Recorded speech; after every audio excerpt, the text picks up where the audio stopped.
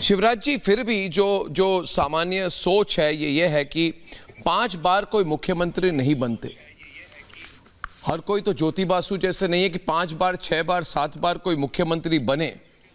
और इसीलिए ये बात छिड़ गई थी 2 महीने 3 महीने 4 महीने पहले। आपको भी पता है कि शिवराज सिंह चौहान को अगर चेहरा बनाकर सामने लाया जाए तो फिर उसका नुकसान हो सकता है। एक इंडिविजुअल के साथ एंटी इनकम्बेंसी की ट्रेंड सेट हो जाती है। उस पर आपका क्या कहना है?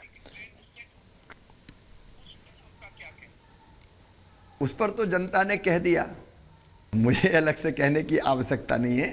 देखिए, एंटी इनकम्बेंसी कभी नहीं थी मध्य प्रदेश में। कांग्रेस ने एक हवा बनाने की कोशिश की थी। और जहां तक कार्यकर्ता के नाते मेरा सवाल है, मैं एक मिशन के लिए काम करता हूं और भारतीय जनता पार्टी एक वैभवशाली, गौरवशाली, संपन्न और समृद्ध भारत के निर्माण के लिए काम कर रही है और उसके लिए हम समर्पित हैं। हम तो सौभाग्यशाली को उस मिशन के एक हिस्से के रूप में गिलहरी की तरह अपना योगदान भी हम करते हैं मध्य प्रदेश की जनता की सेवा करके। जनता मध्य प्रदेश की और मैं एक परिवार है। मैंने हमेशा कहा कि हम सरकार नहीं चलाते, हम परिवार चलाते हैं। तो परिवार के साथी के नाते हमने जनता की सेवा की। तो कहाँ एंटी इनकम्बेंसी थी? कोई बात ही नहीं थी। तो क्या मैं मध्य प्रदेश के 5वें बार बनने वाले मुख्यमंत्री से बात कर रहा हूं? मैं अर्नब जी एक बात साफ करूं कि हम लोग क्या बनेंगे ये सोच के कभी काम नहीं करते। बचपन से हम लोग काम कर रहे हैं तो ये सोच के कि हमारा योगदान कैसे हम अपने देश की प्रगति और विकास में दे सकते हैं। देखिए, भारत आज जिस तेजी से मोदी जी के नेतृत्व में आगे बढ़ रहा है, हम सबके लिए गर्व का विषय है।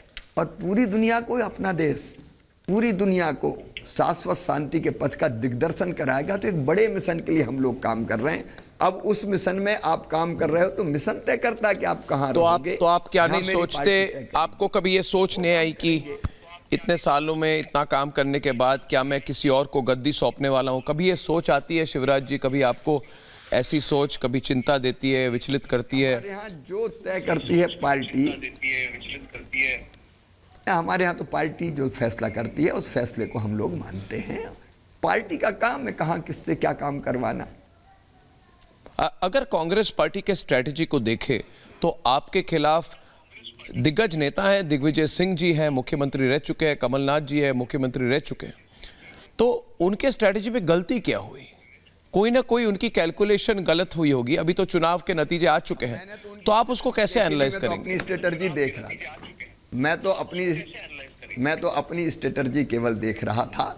हमने जो ठोस काम किया है वो जनता के बीच हम ढंग से ले जाएं। अब लाडली बहनाओं के हमारे 52 सम्मेलन, हर जिले में एक सम्मेलन हुआ जिसमें लगभग 1 लाख बहनें रहती थी। मैं लगातार घूमता रहा, जनता के बीच में अपने काम लेके जाता रहा।